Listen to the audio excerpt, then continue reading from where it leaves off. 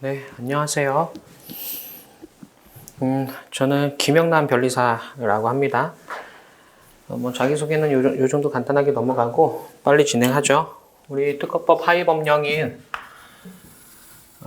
특허법 시행규칙이 최근에 개정되었습니다. 시행규칙.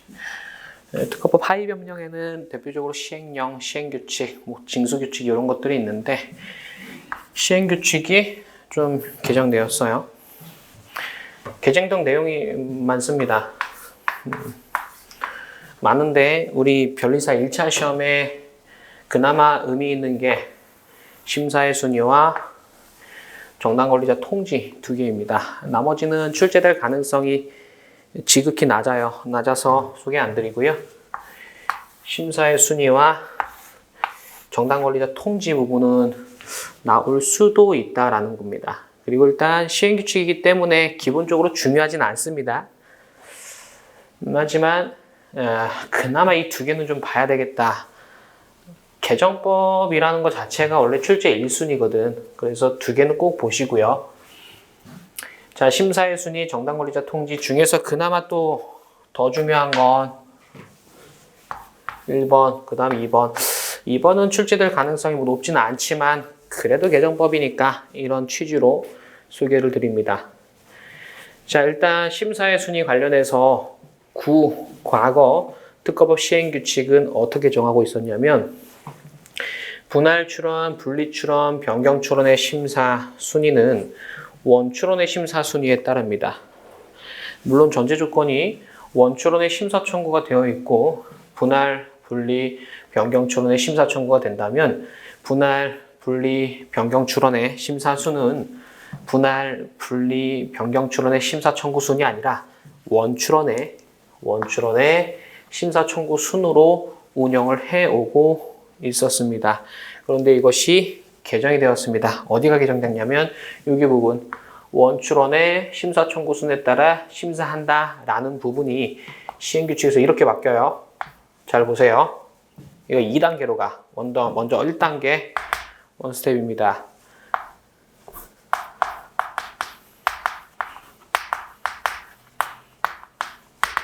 특허청장이 정하는 바에 따라 심사하도록 바꿨습니다. 특허청장의 권한에 일임했다라고 보시면 돼요. 과거에는 원출원의 심사 청구 순에 따라서 심사했다라고 되어 있었는데 이걸 이제 특허청장이 정하는 바에 따라 심사하게 됩니다. 그래서 아마 출제된다면 이 표현으로 출제되는 게 맞고요. 조금 더 깊이 들어가면 그러면 특허청장이 정하는 게 뭐냐라는 건데 이게 바로 특허 실용신안 심사사무 취급 규정이라고 있어요. 심사사무 취급 규정.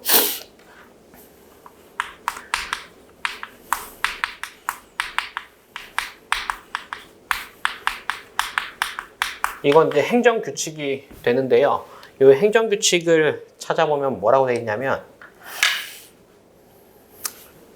이걸 보면 결론은 이렇게 돼. 결론은 여기다 적을까요? 이게 결론인데 특허청장이 정하는 거고 특허청장은 이제 심사사무 취급 규정을 말하고 있는데 심사사무 취급 규정에 의하면 분할, 분리, 변경 출원이 있을 때 분리, 변경 출원은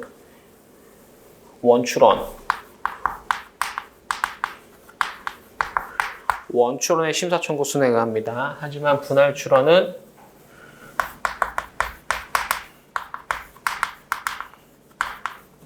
분할 출원의 심사 청구 순에 따르고 얘는 원출원의 순에 따르게 돼요. 결국에 바뀐 건 이걸로 보여지죠. 이렇게. 이거 원래 그렇게 해왔다라는 겁니다. 근데 좀 달라요. 결론은 같은데 사실 좀 본질이 다른 게 뭐냐면 과거에는 분할, 분리, 변경을 원출원의 심사 청구 순에 의하겠다라고 특허법 하위 법령에 규정을 하고 있었어요. 시행규칙에.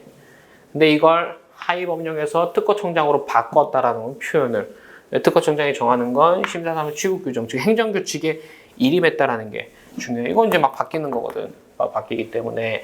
그래서 분할 분리 변경에서 분리 변경은 특허청장이 정하더라도 왜 기존이랑 똑같이 하자라고 하고 있고, 분할 출원만 분할 출원의 심사 청구순에 따르겠다라고 바뀌었습니다. 이게 이제 출제 가능성이 가장 높다라고 보시면 되겠고요. 물론 아까도 말씀을 드렸지만 시행규칙 자체가 중요하진 않아요. 중요하지 않은 것 중에서 그나마 좀 중요하다라는 게 2개 중에서 요거 이렇게 보시면 되겠고요. 자, 2번째로 정당 권리자와 관련된 내용인데, 이거는 기본적으로 별로 기출된 적은 단 한 번도 없고요. 그래도 개정됐으니까 한번 보자라는 겁니다. 그러려면 국법이 어떻게 생겼는지부터 봐야 되겠죠. 아마 국법을 모르시는 부분들이 대부분이에요. 제가 항상 말씀드리지만 하위 법령을 다 볼 필요는 없고, 이거 역시 별로 볼 필요 없는 조문이었습니다.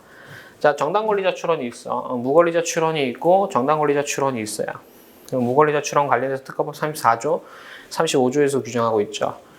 무권리자 출원이 특허를 받지 못했다, 끝끝내 거절됐다. 그러면 정당 권리자 출원하면 출원의 소급표.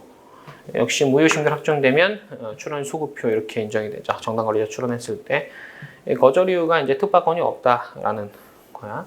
과거에는 특파권이 없다라는 사유로 거절이 확정되거나 무효가 확정되면 정당 권리자한테 통지해줬어요. 정당 권리자한테 통지. 근데 이걸 삭제했어. 개정법에서 이걸 삭제하게 됩니다. 그래서 특허청 입장에서는 더 이상 정당 권리자한테 통지해주지 않아요. 왜 이렇게 바뀌었냐면 일단 첫 번째로 무권리자 출원이 거절 확정되거나 무효가 됐을 때 특허청 입장에서 누가 정당 권리자인지를 찾아내는 게 현실적으로 어려워요. 현실적으로 누가 무권리자다, 누가 정당 권리자다라고 했을 때 이게 뭐 공표되는 부분이 아니기 때문에 정당 권리자를 찾아내서 통지하는 것 자체가 쉽지 않은 일이었고, 그리고 이제 무권리자 제 기본 강의 할 때도 말씀드렸지만 이 출원인이 무권리자인지 정당 권리자인지 심사관이 알기가 어려워요. 이거 그 명세서만 봐서. 결국은 무권리자라는 출원으로 거절되는 케이스는 대부분 정보 제공이라는 거야. 정보 제공은 물론 누구든지 할 수 있지만 현실적으로는 정당 권리자가 하는 경우가 대부분이라는 거죠. 무효심판 청구도 마찬가지예요. 청구인은 이해관계인이 청구인이 되겠지만 그 이해관계인은 대부분 정당 권리자인 경우들이 많다는 거죠. 따라서 통지하지 않아도 정보 제공한 정당 권리자나 무효심판 청구한 정당 권리자 또는 참가한 정당 권리자는 이미 무효가 된 걸 알고 있기 때문에 통지할 필요성도 없다는 거야. 2가지죠. 첫 번째는 정당 권리자의 존재를 심사관이 알기가 어렵다라는 점. 2번째로는 정당 권리자와 무권리자가 분쟁을 하게 되면 정당 권리자는 당연히 무권리자 출원이 있다는 걸 안다라는 점. 2가지 때문에 야 통지하지 말자, 귀찮다, 이거 삭제했다라는 겁니다. 여기까지가 개정법이에요. 다시 정리할게요. 그리고 잠깐만 다 봤다고 영상 끄지 말고 디자인 좀 얘기해야 돼. 좀 기다리세요. 자, 우리 특허법 시행규칙 개정이 심사순위 정당 권리자 플러스 알파 더 있어. 뭐 발명자 막 이런 거 막 바뀌었어요. 필요 없어 보여요. 제가 봤을 때. 보지 마시고 이 2개 보지 마시고는 좀 조심해야 되는데 가급적 보지 마시고 이렇게 나왔어요. 나중에 만약에 발명자 뭐 이런 거 나왔어. 개정된 거. 그럴 가능성 굉장히 낮은데 김영남이 보지 말라서 안 봤어. 그 나왔어요. 큰일 나니까 다시 말 바꿀게요. 이거를 보세요. 나머지는 알아서 하시고 만약에 여러분들이 제 친동생이다 하면 보지 마세요. 이렇게 할 거고. 이 2개고 심사순위는 과거에는 원출원의 심사 청구 순에 의했다. 개정법은 일로 바로 가는 게 아니라 개정법은 조심하세요. 개정법 일로 바로 가는 게 아니라 일로 가는 거야. 그래서 특허청장이 정한다. 특허청장 어떻게 정하냐? 분리 변경은 원출원 심사 청구 순에 따르고 분할은 분할 출원 심사 청구순에 따르고. 자, 2번 정당 권리자 통지할 거야. 무권리자 거절 무효되면 정당 권리자 통지해 왔어요. 근데 이거 없애졌다. 삭제했다라는 삭제. 되셨죠? 이유야 뭐 다 필요 없고 결과만 통지하지 않는다라는 거. 불필요한 인력 낭비 방지하겠다. 이렇게 보시면 되겠고. 자, 하나 더 디자인 보호법. 상표법에는 정당 권리자라는 개념이 없죠. 특파권, 디파권에 대응되는 어떤 창작의 개념이 없기 때문입니다. 특파권은 발명자 또는 승계인, 디파권은 창작자 또는 승계인이 가져가요. 그렇기 때문에 정당 권리자라는 개념이 있고 반대되는 무권리자라는 개념이 생겨. 상표법은 그렇지 않죠? 창작하는 게 아니라 기존에 있던 기호 문자 도형을 조합한 어떤 선택에 불과하다라는 겁니다. 자, 무권리자 출원 이렇게 있었고 특허에 자, 지금부터는 디자인 보호법인데 디자인 보호법은 특허법 시행규칙이 개정되면서 함께 개정되진 않았어요. 그리고 디자인 보호법은 정당 권리자 통지 의무가 아직 삭제되지 않아서 디자인 보호법 여전히 남아있어. 어떻게 적을까? 이렇게 적을게요. 당구장 표시. 참고로 디자인 보호법은 아직 남아있다. 아직 잔존하고 있습니다. 그래서 디자인 보호법은 무권리자의 출원이 조금 더 적을까? 거절, 무효. 특허에는 거절, 무효지만 디자인은 뭐일까요? 하나 더 있잖아. 취소 결정. 디자인 보호법은 뭐 있어요? 이의 신청 있죠? 이의 신청하면 거절 등록되더라도 취소 결정 돼. 그래서 거절되거나 무효는 물론 취소까지. 거절 결정됐어요. 거부심 청구했어. 그럼 기각심결도 나오죠. 기각심결 확정되면 결국 무권리자 되니까 또 통지해 주는 거고 취소 결정도 마찬가지죠. 취소 결정 확정되면 통지해 줄 거고 확정되기 전에 취소 결정 불복 심판 청구합니다. 또 불복 심판 청구했지만 무권리자라는 이유로 기각심결 확정돼요. 그러면 또 통지. 그래서 디자인 보호법은 통지 의무가 잔존한다. 뭐 나중에 삭제될 것 같습니다만 아직은 잔존한다. 이렇게까지. 아마 이거 처음 들어봤을 거야. 이런 통지 의무 있다. 이런 거. 출제 가능성이 낮은데 개정법 있으니까 참고하시고 그거 디자인 보호법 기본 강의 하면서 또 말씀드렸죠. 조약우선권 불인정 통지 절차 없어졌다. 과거에 있었는데 이런 식으로 좀 기억하시고 그건 기본 강의는 하기 전에서 다 말씀드린 거니까 당연히 알고 계셔야 되는 거고요.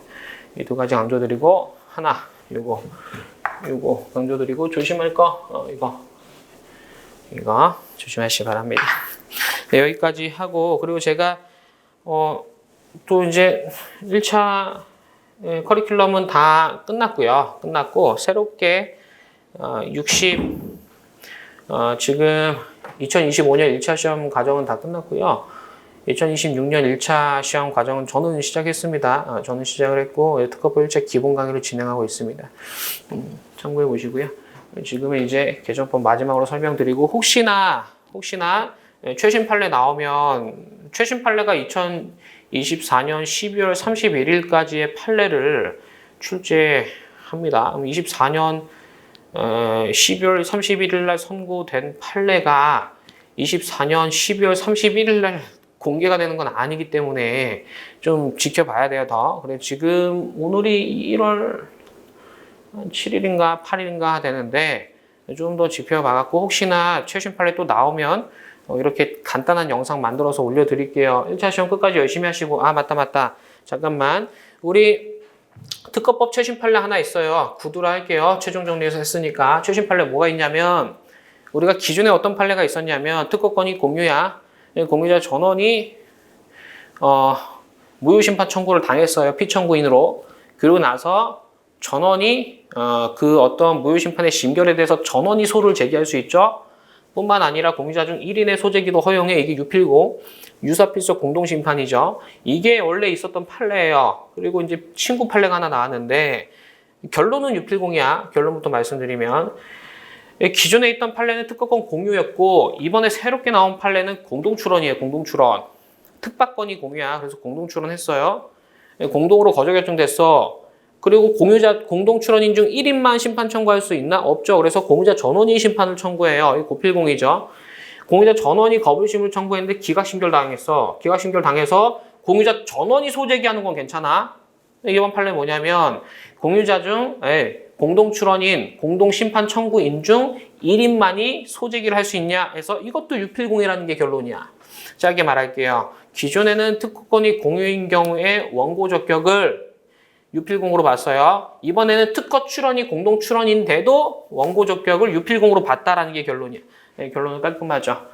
그 최신 판례까지 다시 한번 언급드리며 이만 물러가겠습니다. 그래서 남은 1차 시험 꼭 끝까지 준비를 다 하시고, 그리고 뭐 이제 와서 이제 어느 정도 결정 났어요. 결정 났는데 솔직히 지금 와서 합격할 것 같은 사람은 그냥 합격한다고 보면 돼요. 근데 대부분의 수험생분들이 그런 상태일 거야. 아, 될까? 안 될 것 같아. 아, 한 달만 더 있었으면. 이런 생각 진짜 많이 하거든요. 그리고 나서 일주일만 지나보세요. 아, 일주일만 더 있었으면. 이렇게 바뀌어.